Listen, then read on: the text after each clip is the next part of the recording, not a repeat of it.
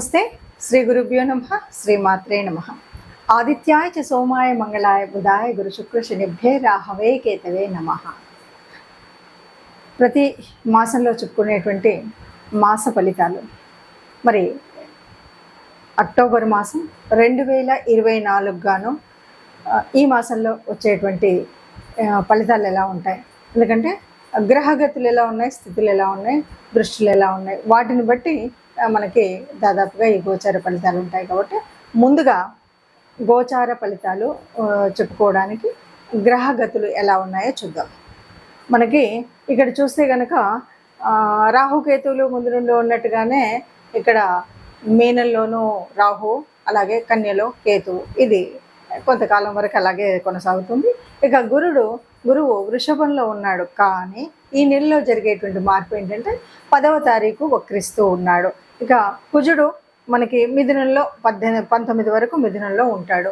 అయితే దాని తర్వాత ఏమవుతుంది అంటే కర్కాటక రాశిలోకి వెళ్తాడు. కానీ కుజుడికి అది నీచ రాశి, అంటే కుజుడు నీచ పొందేటువంటి పరిస్థితి అయితే ఉంది ఇక్కడ ఈ మాసంలో. ఇంకా ఇంతకంటే ఏంటంటే కన్యలో అప్పటికే కేతు ఉన్నప్పటికీ ఇక్కడ రవి ఉంటాడు. రవి 15 రోజుల వరకు ఉండి 16 రోజుల వరకు ఉండి తర్వాత మార్పు చెందడం, అలాగే అంటే 17 నుండి తులలోకి వెళ్తూ ఉంటాడు అనమాట. అలాగే బుధుడు కూడా ఆల్మోస్ట్ అంతే, 13 వరకు ఉండి మారడం, ఇక 12 వరకు ఉండి 13లోకి మారుతాడనమాట.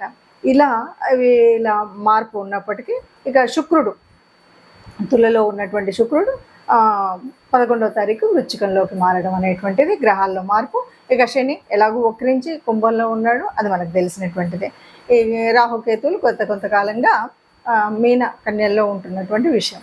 మరి ఇలా ఉన్నటువంటి గ్రహస్థితులలో మరి ఈ రాసులకి అంటే 12 రాసుల వారికి ఎలా ఉంటుంది అంటూ మనం 12 రాసులు ఒక్కొక్క రాశిని ప్రకారంగా చెప్పుకుందాం. మనం ప్రతి మాసంలో చెప్పుకునేటువంటి మాస ఫలితాలు ఎందుకు చెప్పుకోవాలి అంటే, ఇది జనరల్గా జన్మజాతకంలో ఉన్నటువంటి జాతకాలు మనకు ఉన్నాయి కదా అన్నప్పటికీ కూడా ఏ నెలకా నెల ఎందుకు చెప్తామంటే, ఉన్నటువంటి గ్రహాలు అంటే గోచార రీత్యా మారుతున్నటువంటి గ్రహాల మూలంగా ఒక్కొక్క గ్రహం వారి యొక్క యుతి కానీ దృష్టి కానీ లేకపోతే వీటి యొక్క వక్రగతి కానీ ఇవన్నీ పరిస్థితులు మారుతూ ఉంటాయి కదా. ఇలా మారినప్పుడు ఒక్కొక్క గ్రహం ఇచ్చేటువంటి అంటే నీచ పొందడము, ఉచ్చలోకి రావడం, ఇలా స్వక్షేత్రంలోకి రావడం, వీటి వల్ల ఏ రాశులు ఉన్నారో వాళ్ళకి కొన్ని మార్పులు చేర్పులు అయితే జరుగుతాయి. అంటే గ్రహాలు ఎప్పుడు ఒక చోటు ఉండవు కదా. ఈ మారుతున్నటువంటి గ్రహాల మూలంగా మారేటువంటి మార్పులకు అనుగుణంగా మనం ఏం చేసుకోవచ్చు, ఎందుకంటే ఇలా చూసినంతలో మరి లాభం ఏంటి, మనం జన్మజాతకం మొత్తం రాయించుకున్నావు కదా, ఇలా ఉంది కదా అంటే ఉన్నప్పటికీ కూడా కొంత మార్పు ఉంటుంది. ఏంటంటే దీనివల్ల ఇలా వస్తుంది కాబట్టి ఈ గురుగ్రహం వక్రీకరణ చెందుతుంది కాబట్టి మనం ఈ రకమైనటువంటి పూజ చేద్దాం గురుగ్రహానికి.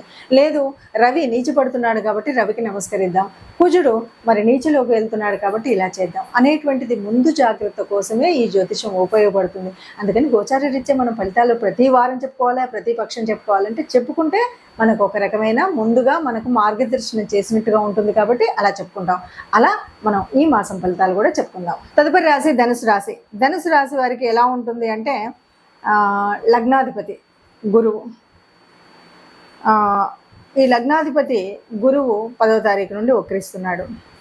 సరే, ఇక విదేశీ ప్రయాణాలు చేయాలనుకున్న వారు కానీ విదేశాల్లో చదవాలనుకున్నటువంటి వారు కానీ వీరందరికీ చక్కగా విదేశీ యోగాలు అయితే ఉంటాయి. ఇక సంతానానికి సంబంధించిన విషయాలు ఎలా ఉన్నా అంటే కొంత పర్వాలేదు అనిపించినా, వివాహానికి సంబంధించిన విషయాల్లో ఎవరైనా వివాహ సంబంధాలు కుదుర్చుకోవాలనుకున్నా, లేకపోతే ఇప్పటికే వివాహాలు అయినటువంటి వారి యొక్క లైఫ్ పార్ట్నర్ విషయాల్లో కానీ బిజినెస్ పార్ట్నర్స్లో కానీ వీళ్ళ మూలంగా కొంత చికాకులు, ఆ గొడవలు, లేనిపోయినటువంటి అపార్థాలు, అనర్థాలు వచ్చేటువంటి పరిస్థితి ఉంది. తర్వాత ఎవరైతే జాబ్స్ కోసం ప్రయత్నించేటువంటి వారు ఉన్నారో ముఖ్యంగా ఐటీ రంగానికి సంబంధించినటువంటి జాబ్స్ అయితే వస్తాయి, ఆ రకంగా ఉంటుంది. తర్వాత కొంత మిత్రుల దగ్గర నుండి మనకు కొంత ఇబ్బందులు అయితే ఉంటాయి. అంటే మిత్రభేదం అనేది కొంత తగాదాలో లేకపోతే మాట పట్టింపులో ఇలాంటివి అయితే వస్తాయి, ఒక సమస్య వస్తుంది. అలాగే ఉద్యోగం నుండి కూడా సమస్య వస్తుంది. ఇవన్నీ సమస్యలు రాకుండా ఉండాలి అంటే తప్పనిసరిగా కొంత ఆలోచించి చేయాలి. తర్వాత ఇంకొకటి ఏంటంటే, మనం కొన్ని విషయాల్లో ఎలా అనుకుంటాం, ఏం పర్వాలేదులే మనం ఏదో అన్నాంలే అదే పెద్దగా అని అనుకుంటాం. కానీ చిన్న విషయం కూడా చాలా పెద్దగా సీరియస్గా ఆలోచించేటువంటి పరిణామానికి తీసుకొచ్చేటువంటి పరిస్థితి ఉంటుంది. కాబట్టి కొద్దిగా జాగ్రత్తగా మాట్లాడేటప్పుడు కానీ ఉండేటువంటి స్థితిలో కానీ కొంచెం తగు జాగ్రత్తలో ఉన్నట్టయితే ఉంటాయి. మంచి నిర్ణయాలు తీసుకోవాలి అంటే కొద్దిగా గుర్తుపెట్టుకోవాలి. అంటే మొదటి మొదటి వారంలో అంటే మొదటి పక్షంలో మనం ఏదైనా నిర్ణయాలు అంటే ఇంపార్టెంట్ నిర్ణయాలు తప్పదు తీసుకోవాలి ఈ మాసంలో అని అనుకుంటే మొదటి పక్షంలో తీసుకోండి. రెండవ పక్షంలో మాత్రం ఎలాంటి నిర్ణయాలు తీసుకోవడానికి ప్రయత్నించకండి. అలా ఉన్నట్టయితే కొంత సాగుతుంది. అలాగే చెప్పబోయేటువంటి రెమెడీస్ని కనుక మీరు దాన్ని పూర్తి చేసుకున్నట్టయితే ఏ ఇబ్బంది లేకుండా ఉంటుంది అని చెప్పచ్చు. ప్రస్తుతం మనం చూస్తున్నట్టుగా ఇప్పటి వరకు విన్నటువంటి గ్రహస్థితి మూలంగా ఒక్కొక్క రాశికి మనకు ఇలా చెప్పుకుంటూ వస్తున్నాం కదా. మరి ఇలా ఉన్నప్పుడు అంటే మనం అనుకున్నా అనుకోకపోయినా కొన్ని అంటే జాతక రీత్యా మనం మారుతున్నటువంటి అంటే ఒక రకంగా గురువు వక్రించడం కానీ, తర్వాత కుజుడు నీచంలోకి రావడం కానీ, రవి కూడా అదేవిధంగా 15 రోజుల తర్వాత నీచ స్థితి పొందడం కానీ, ఇలా కొన్ని మార్పులు అయితే ఉన్నాయి. ఇంకా శని ఎలాగో ఉన్నట్టుగా ఉన్నాడు కదా, అంటే వక్ర దిశగా ఉన్నాడు. అలాంటి పరిస్థితులలో మరి ఎలా ఉంటుంది అంటే సహజంగా ఉండేటువంటి చిన్న చిన్న మార్పులు కొంతమందికి కొన్ని రాసుల వారికి ఉపయోగం, కొన్ని రాసుల వారికి కొంత మధ్యస్థంగా మిశ్రమ ఫలితాలు ఉంటాయి, కొన్ని రాసుల వారికి కొంత కష్టంగానే ఉంటుంది. మరి ఎవరికైనా సరే అందరికీ కూడా మనం సుఖంగా ఉండాలి అని మనం యోచన చేస్తాం.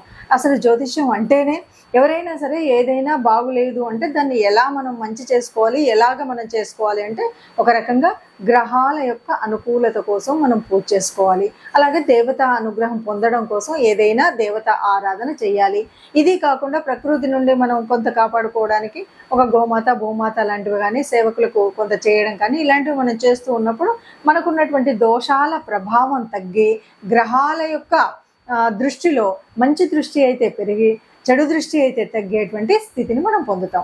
అలాంటి స్థితి పొందడం కోసమే మరి మనం ఏం చేయాలి? ఇప్పుడు ఉన్నటువంటి ఈ అక్టోబర్ మాసంలో ఉన్నటువంటి ఈ పరిస్థితికి మనం ఏం చేయాలంటే తప్పనిసరిగా మనం చేయవలసింది, ఎందుకంటే రవి యొక్క స్థితి మారుతుంది, 15 రోజుల తర్వాత నీచంలోకి వస్తున్నాడు. ఇలాంటి స్థితి ఉంటే తప్పనిసరిగా రవి గ్రహం యొక్క అనుగ్రహం పొందడం కోసం తప్పనిసరిగా ఆదిత్య హృదయం చదవడం కానీ, సూర్య నమస్కారాలు చేయడం కానీ ఇది మర్చిపోకుండా మనం చేయవలసినటువంటి పని.